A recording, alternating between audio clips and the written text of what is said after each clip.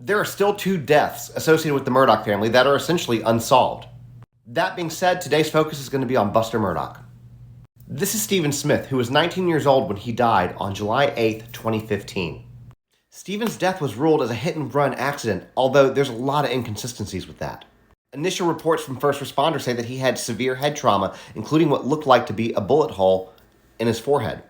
But here's the thing, it didn't even look like he was hit by a car. The blood patterns were inconsistent. The way that his body was, where it was found, was very unlikely to be a hit and run. He had loose-fitting shoes on that were still on his feet, cell phone still in his pocket. So how does Buster Murdoch fit with all of this? Well, there's rumors, a lot of rumors, that Buster was secretly gay and he and Stephen had a relationship, and that in the Murdoch family, in a small town, it would have been looked down upon to have a gay child in the family. On top of that, other rumors swirl about the night that Stephen actually died. That Stephen ran out of gas, called Buster because he was comfortable. Buster happened to be in that area, coming home from a softball tournament, picked him up with a couple friends, and whatever happened, happened. Which would indicate that Buster and whoever these other people were the last people to see Stephen alive. So here's where things really get interesting, and before I go further, please hit that follow button because we have more of these stories that are coming out.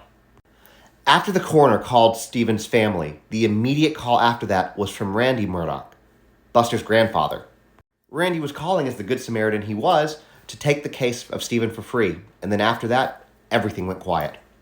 Specifically, no one in the Murdoch family was ever questioned or talked to about this case at all, and it just went completely dead, to the point that Sandy, Stephen's mom, hired a private investigator.